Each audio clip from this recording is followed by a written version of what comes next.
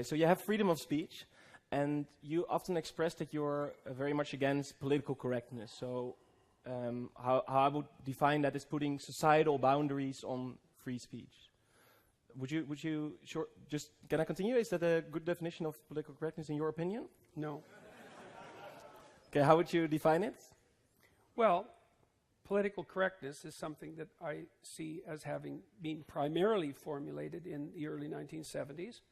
I think it's a unholy marriage, so to speak, between Marxism and postmodernism. And I've been criticized for that view because people say, well, it can't be a marriage between postmodernism and Marxism because postmodernism is predicated on skepticism towards meta-narratives and Marxism is a meta-narrative, so obviously there can't be any postmodern Marxists. And my reply to that is, well, yes, clearly that's the case from the perspective of pure coherence, but that doesn't seem to matter because there are plenty of postmodern Marxists. And that's not my problem because I can't distinguish between them conceptually. It's just the manner in which things have laid themselves out. It was a movement that was primarily a consequence of activity among French intellectuals in the early 70s, and to me it was in part a consequence of two things. It was a consequence of the demise of the intellectual and moral credibility of Marxism, especially in the aftermath of the revelations of the Stalinist and Maoist atrocities that characterized much of the 20th century. So that was one of the what would you call motivating factors, because all the people who held those Marxist viewpoints had to find another avenue of expression for their ideological commitments. And but then the second one, and this is a deeper one, is that there has been a very troublesome epistemological problem that's emerged in multiple fields since the early 1960s in artificial intelligence and in psychology and in literary criticism. And the problem is attendant on the discovery that there's a virtually infinite number of ways of categorizing a finite number of objects. And so what that means is this is integrally tied in, for example, with the difficulty that AI pioneers had in producing machines that could perceive the world, because we thought that the world was made out of sort of discriminable objects in their self-evident categories, and that was just there for the perceiving, and that turned out to be seriously wrong. And so the postmodernist types ran across this problem. They thought, well, how many interpretations are there of a Shakespeare play? And the answer is innumerable interpretations. And then the next problem is, well, then how do you rank order those innumerable interpretations in terms of quality? And that's a major problem. And so political correctness is, well, those are its sources, but it turns out, practically speaking, that it's an amalgam of a rather nihilistic strain of postmodernism with a rather desperate strain of Marxism. So, okay, thank you. But I wanted to talk about either not regulating free speech at all and putting some societal boundaries on. Well, there already are legal boundaries on free speech. Of course, yeah. But for example, in the US, there are very little. But let me look together with you to an example. If, for example, in the 2016 elections with Donald Trump, there was a lot of. It's proven that there was some fake news and some hate speech circulating on those platforms, which was not actually true, and it reached a lot of people. Yeah. Would you and Facebook and Twitter are now regulating those posts? No, they're trying to regulate them. Yeah, they're trying to regulate them. So would you be in favor of regulating that, or would you say don't regulate at all? Good luck to Twitter and Facebook regulating their content. Okay. Good luck to them, man. They've bitten off something that they'll never swallow. Yeah. So who's going to regulate it? So look, am I in favor of a system that would ensure that all we ever received from the media was truth? Sure. If such a system could be produced, but I don't think for a second that that's even vaguely possible, even technically possible. It's like, who decides? But the alternative is... No, but it doesn't matter what the alternative is. The question is, who decides? It's the only question. No, I do agree with you. That's very difficult to decide that, but... It's not difficult. It's impossible, you would say. And there's a big difference between difficult and impossible.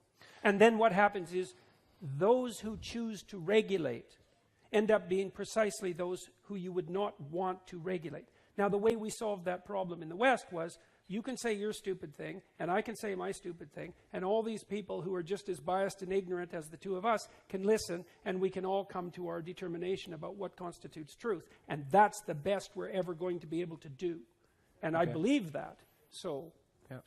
And I don't see any improvement on that. Okay. What do you think the role of the individual is now that we're living in a world with different groups and different conditions? How would you see the role of the individual in society in the future? Are you optimistic about it? Yes, fundamentally. And the reason I'm optimistic is partly because I'm very deeply pessimistic by nature. And I've looked at a very large number of terrible things, both in my studies and in my personal life and in my private practice.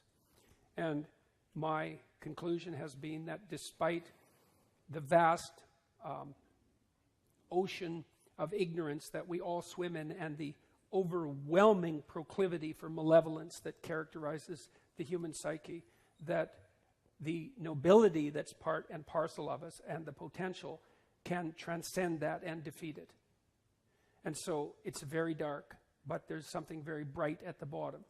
And so I'm very optimistic about that. And that's part of the reason that that I wrote the book that I wrote, but also that I'm touring around the world, talking to people about adopting something approximating a vision that's noble and worthy, and setting their speech straight and getting their lives together and shouldering the responsibility of the world in a manner that's good for them and their family and their communities, and to think about that as an aspirational goal that provides them with the meaning to offset the tragedy of their life. And I believe that's solid, right to the core. And my impression is that it's that knowing that, hearing that, which is something that all people already know in some sense, but hearing that articulated clearly is of great utility to people. And every time someone comes up to me, and this happens very often, multiple times a day, no matter where I am, and someone comes up to me and says, excuse me, are you Dr. Peterson? And they usually say that very politely, and they're apologetic for disturbing me, even though they're not disturbing me. They say, look, I was having a rough time a couple of years ago, addicted, alcoholic, lonesome, disturbed in my personal relationships. I've been watching your lectures, listening to your books, listening to your podcasts. Things are much better. Thank you. It's like every time that happens, it's overwhelming. I'm sorry it always breaks me up, but it's very overwhelming. You see,